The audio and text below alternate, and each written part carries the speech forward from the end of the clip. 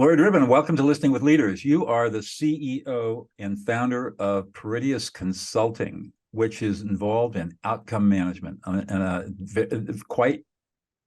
I guess we could describe it as very highly strategic project management, but really not project management. We'll get into that. Welcome to the show. Thank you, Doug. Thanks so much for having me today. I really appreciate it. So you have a long background with a lot of different experiences. Let's start with your backstory a little bit. It's so interesting. Sure. I don't know how far back to go, but I long story around it. I'll make it real short. I ended up being a math major in college, even though I had pushback from a math professor saying, "What are you going to do with it besides teach?" Didn't want to teach, but still fell into that. And I started out in consulting when I came out of school, Arthur Andersen Consulting, which ages me because that's now Accenture. Right. And was there for a while, loved consulting, but I wanted to try corporate America and realized after 1 year that was not for me, not directly. And so then I moved to Microsoft. And it was still early on in Microsoft's tenure, and I was one of 8 to go out and be an evangelist, talking about OS2, which eventually we switched to Windows and talked about that instead, and loved it. But I was a road warrior up until then, and I loved travel, so that didn't bother me at the time. But then I got pregnant, had my first child, and realized I don't want to be on the road anymore. I missed consulting, and I wanted to get back to it. So if I went back to it, I would be a road warrior again. So I decided to start my own firm. And that is sort of the predecessor, to how I became a consultant, how Peritius came about. But I've just celebrated 34 years. Wow, good for you. Yeah, and we became shortly after I started, I fell into what is now known as project management. Back then was not a buzzword. It was like, we have something to make happen, go figure out how to do it and get it done. That was usually the language around it. Mm-hmm.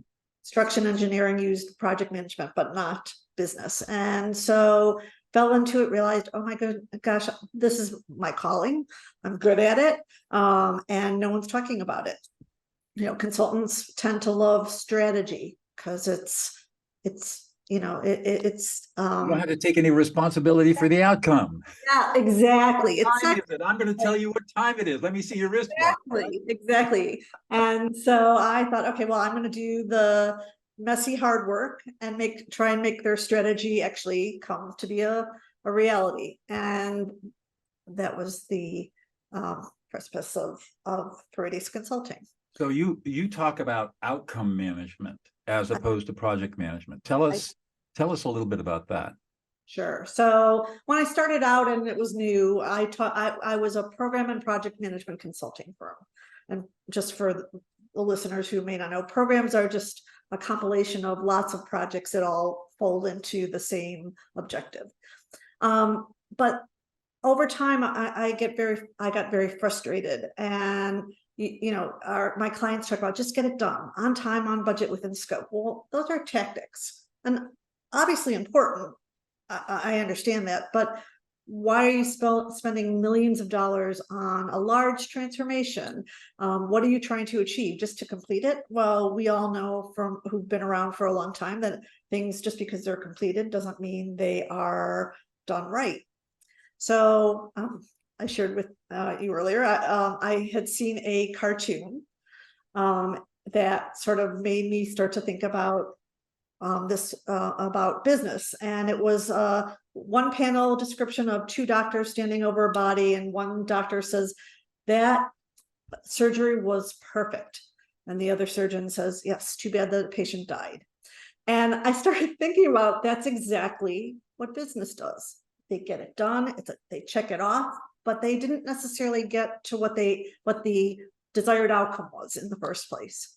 So we created a process around outcome management, and that uses program and project management tenets, but it adds onto it. It is, at the beginning we talk about what does success look like for you when you're all done. It gets the executive team aligned. we bring adoption in to make sure that people are actually using it, because we're going to measure, did you get the value? And the only way to do that is to make sure people are using it in the manner that you expected. So that was the birth of outcome management for us. A little bit more strategic view of what your desired outcomes are. And we still do the time, budget, and scope, but that is a technical measure. One of the things that caught my eye, because I'm somebody that deals in conflict a lot, was that you are very conscious about finding out where the resistance points are in an organization and figuring out, how do I take the people who don't want change and get them in the bus? Yes. How do you go about doing that? That is the hardest part of the job. I can imagine. And love to say that we have avid partners along the way, but that is typically not the case. People are afraid of change. So one of the things that we do in our outcome management is what we call adoption, but adoption doesn't happen at the end. Adoption happens on day one. It is constant and frequent communication to all of the users, not just like the project team, which people focus on, but here's what's coming. I don't have all the answers for you yet because we don't know yet, but I wanted to open up a channel of communication with you. So if you have concerns or questions, here's who you reach out to. And as we progress, we're going to keep you informed. We find that tends to get people to be more comfortable with change.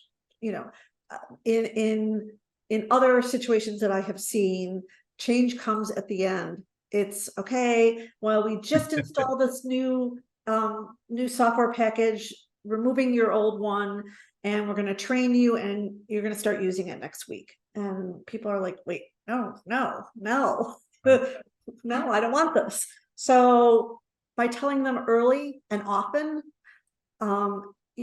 they feel like they're more part of it. They have a little bit more skin in the game. This podcast is called Listening with Leaders, and I can imagine that listening in your business is probably the primary skill that you and your colleagues have to have. Tell us about that. It is. You know, I think I'll be honest. Listening is something that I always work on, and I'll get to that. But I learn my listening in two manners. One is because I'm the baby of the family. And so early on, you learn your opinion is not always going to be listened to. And there are other people who have different opinions. And sometimes you have to do something you may not want to do because you are not the one who is actively, you're not the stakeholder in that. And you don't have the power.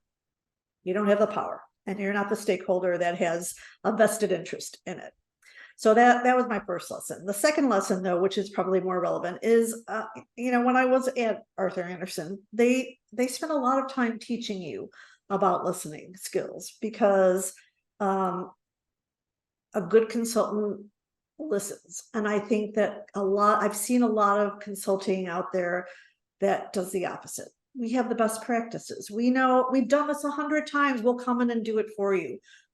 Well, but every company has a different culture. They may have different requirements, a different way of doing things, and creating a system based on experience from others, not taking away the experience. It's important, but you've got to listen first. What is the nuance? What are your needs?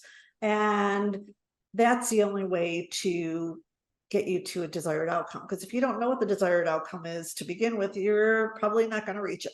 And how do you, I would imagine there are many situations where your clients can't even articulate what their desired outcome is. In a lot of time, a lot of that. Well, part Not of all our the time, but many times. So how do you help, as you're listening to them, you have to be listening for what's not being said.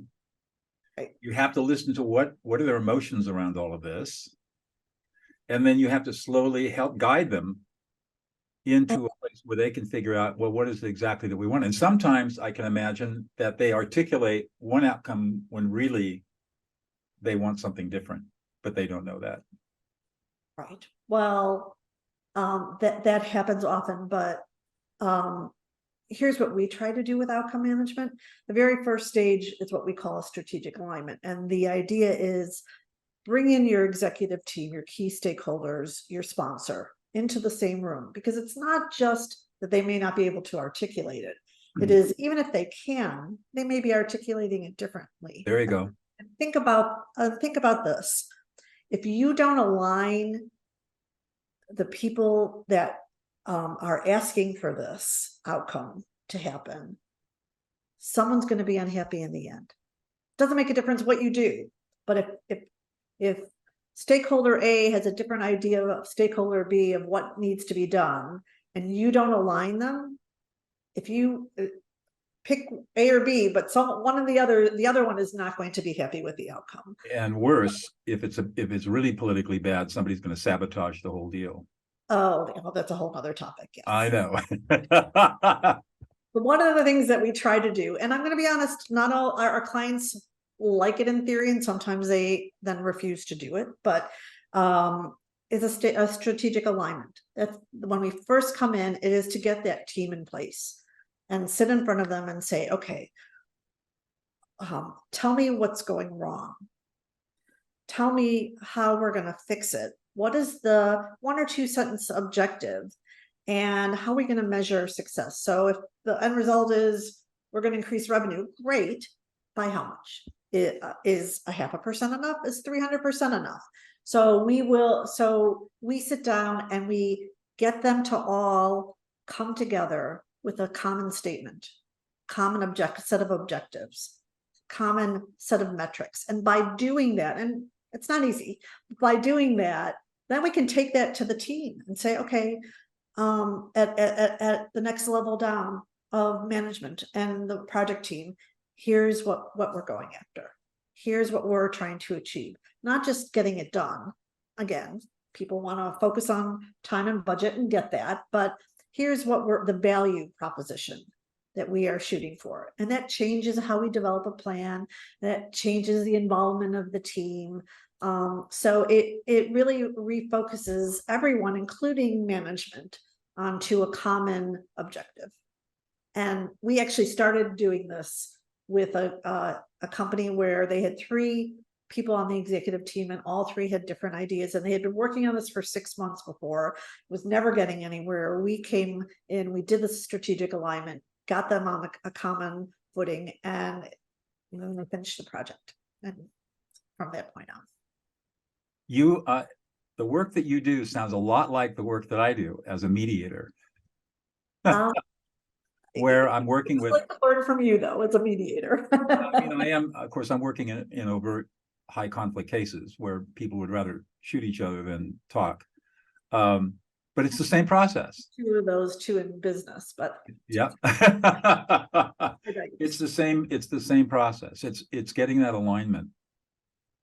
What I found is if I can get people to listen to each other when they're in disagreement, I mean, really deeply listen to each other through a process that I teach, then once they start listening to each other and they feel heard, I call it listening another person into existence. Once we feel listened into existence, then you're relaxed and you're willing to listen yourself. But until you feel listened and heard, you're just going to go like this and put up barriers and not do anything. And I would imagine you see exactly the same thing in your business. Doug, I think that is spot on. I think that often when people are disruptive, it's because they don't feel heard. That's right. I don't think anyone's listening. That's right. And it's not just being listened to the words. Their emotional experience has to be validated. And I teach a process known as affect labeling that does that, and it's profound how it changes the conversation. I'm sure. I have no doubt. So what is it? You've been doing this for a long time now. What is it that gets you excited in the morning, gets you out of bed and say, "Oh yeah, another day. Here we go." I am an extreme problem solver. Oh. So my mind is constantly going. And when someone says, I don't know if you, one of my favorite holiday movies is A Christmas Story, The Triple Dog Dare You. I don't know if you remember A Christmas Story, but that's sort of what motivates me. So when someone says, "Oh, this project it can't be done," I love just the opportunity to disprove that and get it done successfully. So, you know, there's project managers are out there a dime a dozen. But that industry still does not have a great track record of successful implementations across the board. Lots of statistics, lots of companies, research companies do surveys on this, and it's anywhere from only a third succeed and down.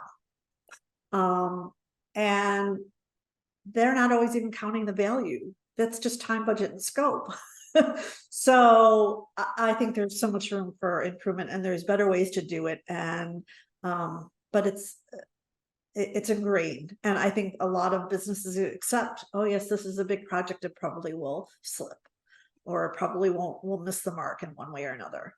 And I've got to pause just for a second. Unfortunately, I got to run to the bathroom. So what I would imagine that when you get a problem solved, you have an immense sense of satisfaction. Yes and no. Ah. One of the things that I have found is that I don't necessarily always celebrate the wins. So I'm trying to work on that. So I'm on to the next one. And as a problem solver, what I mean by that is I'm just that's what gets me going. Give me something to solve and I am all in. The downside is, and I'll share because I was thinking about it, knowing that you focus on listening skills, is sometimes that gets in my way because my mind is like solving as someone is talking to me. So I have to stop and make sure that I'm listening to it in entirety. And that's an effort for me. That's a problem that a lot of people have, is that, especially really smart people, it's a problem that I used to have until I figured out how not to do that. But you start hearing the problem and you start immediately thinking of processing, okay, what you start, you're just going off. Exactly. And it doesn't leave a lot of room to really listen to what the other person is saying. Right. And So the secret, maybe not so good in other areas. The secret is learning at appropriate times, do not listen to the words. Especially if you're hearing something that you've seen before, you got a general idea what's going on, so the words are not going to be that important in the moment. The way to really focus on somebody else is to listen to their feelings and emotions, not their words. Right. And that allows you to be laser focused. And what's really amazing is that when you do that, even though you're not listening to the words, you still are hearing what they're saying, and you'll remember it, because all memory is associated with emotions. Learning is associated with emotions. So if you are listening for the emotions, whatever they're telling you, you'll be able to repeat back. It's an amazingly powerful skill. Interesting. Really cool. All right. I'm going to have to start practicing that. So what is it that's unique about you that you bring to the business? A couple of things. I am when I started the business, and I didn't really talk about that at the beginning. I did it on three important aspects in my life. I wanted to get back to consulting, and then I narrowed that focus to just program management, outcome management. I wanted flexibility in my life because I had children, and I wanted to be the room parent if I felt like it, or go to their holiday party. And I just and I didn't want to travel for work anymore. I love travel, number one hobby, but for fun, not for work. And so that built my, how I built the business in the first place. So what I bring to this is a couple of things. One is I have great focus. So every decision I made, if it fell out of one of those three things, I didn't do it. Which is partly why we're not some huge, North American known company, because I didn't do networking when my kids were around. in the evening. I did it during the day, but evening events I didn't feel like doing. And now I've changed that to I travel for work now. So meaning not travel for work. I'm a digital nomad. I will go to a new place, enjoy it, and work while I'm there. So the biggest thing that I think I bring to the table is that I'm a risk taker. I'm not afraid of failing. I built that into my model, to be perfectly honest. I always gave myself 3 months. If I was miserable 3 months straight, I'd be out. At the very beginning, it was if I couldn't find a client within 3 months, I'd go get a job in corporate America. So I'm not afraid of failing, and I think that's probably the biggest strength of the business. I haven't always known what to do, so I'll try it. If it doesn't work, I'll reverse and try something different. Yes, maybe that made my business go up and down a little bit, but the reality is it helped us get to where we are with outcome management, because it was an evolution. And even that at the time, that could be a big flop, but I'm a risk taker. That's my strength.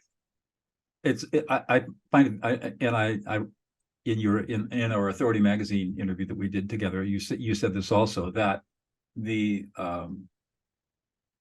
never had an aspiration to having a huge consulting firm and being nationally or internationally known. And I find that so interesting, because that's kind of the same thing I have. I mean, I'm internationally known in my field, but I've never aspired to having a big organization. I'm a sole practitioner. Yeah. And it's just so interesting to hear that. You rarely hear people articulate saying, I've made the choice to stay reasonably small because it meets all of my needs.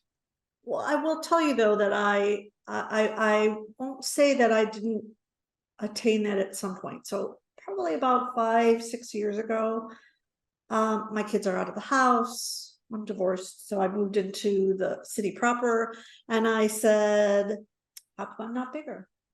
I don't understand. We do phenomenal work. We've been with companies that bring us back in again. Why am I not bigger? And I realized, because of the 3 focused areas that I stayed with, and the fact that even after my kids are out of the house, I'm still enjoying the things that I want to do outside of work. And I realized that what I had created was exactly what I had set out to do, with the flexibility in mind and with the non-travel. I said to my people, I'm ready to do, travel for work now. And they're like, well, why do you think we came with you?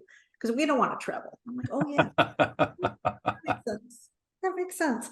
So this is a product of my own creation. Right. And so I'm good with it now. And, it was just a little brief moment in time. Because I think we do phenomenal work. I would hope that would build our reputation alone, but we're small, so that doesn't always do. Right. How do you get your work? Is it referral based mostly, or are you out there doing some active marketing? Both. Okay. It's a combination. So I'm still out there meeting people, networking, and I've joined some new groups now at the stage of my things that I never didn't want to do at the beginning. I'm in a lot of the Chicago business community now.